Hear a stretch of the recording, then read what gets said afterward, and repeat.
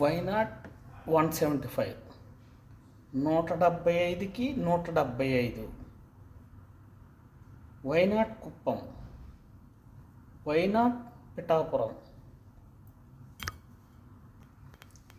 Why not Mangalagiri. 175కి 175 మాకే రావాలి అన్నారు కదా. కారణం ఏంటి అంటే ఆంధ్రప్రదేశ్లో ప్రతిపక్షం అన్నదే ఉండకూడదు, అసెంబ్లీలో వేరే పార్టీ గొంతే వినిపించకూడదు. అదే కదా వీళ్ళ ఆలోచన. మరి ఇప్పుడు మాకు ప్రధాన ప్రతిపక్ష హోదా కావాలని ఎందుకు అడుగుతున్నాడబ్బా? మాట తప్పం, మడం తిప్పం, నీతి నిబద్ధత నిజాయితీ చాలా మాటలు మాట్లాడారే.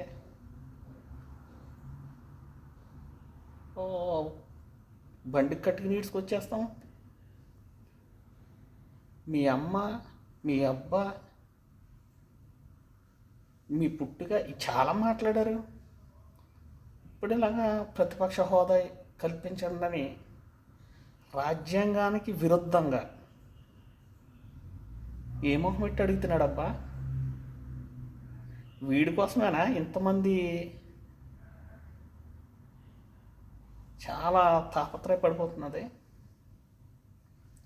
ఓటు హక్కుని నిజాయితీగా, నీతిగా, నిబద్ధతగా, మంచిని ఆలోచించి ఓటు హక్కుని కనుక వినియోగించుకుంటే ఇలాంటి ప్రగల్భాలు పలకడానికి ఆలోచించి మాట్లాడతారు. ఇది వైసీపీ పార్టీకి, జగన్మోహన్ రెడ్డికే కాదు,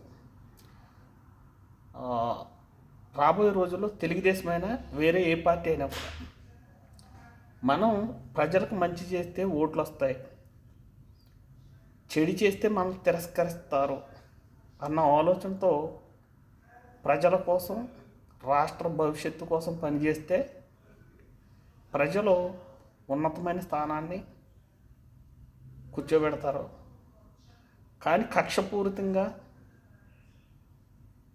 అధికారం మన చేతిలో ఉంది కానీ అహంకారపూరితంగా అడ్డదిడ్డలుగా మాట్లాడి అన్యాయంగా అధికారాన్ని అడ్డం పెట్టుకుని ప్రాణాలు తీయటం, బెదిరించడం, అదిరించడం, అది బాబాసాహెబ్ అంబేద్కర్ ఎంతో దూరదృష్టితో ఈ రాజ్యాధికారం ఏ పార్టీకైనా 5 సంవత్సరాలు పెట్టారు. అదేవిధంగా ఈ పార్టీల్ని అధికారం ఎవరికన్నా ఇవ్వాలన్నా అది సామాన్యుడు, అతి సామాన్యుడు, ప్రతి ఒక్కరు కూడా ఓటు హక్కునిచ్చి ఇలాంటి వాళ్ళందరికీ కూడా సరైన గుణపాఠం చెప్పాలని సామాన్యులను మన అందరి చేతిలో ఓటు హక్కు పెట్టాడు.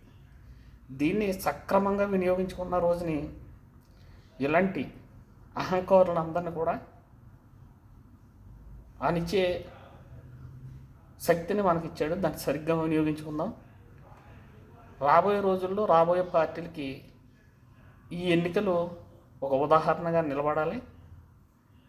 దీన్ని సక్రమంగా వినియోగించుకోవడానికి మంచి చేసిన మంచి, చెడుని చెడుగా ప్రశ్నించిన రోజుని ఇలాంటి అహంకారులు హద్దుల్లో ఉంటారు. జై భీమ్.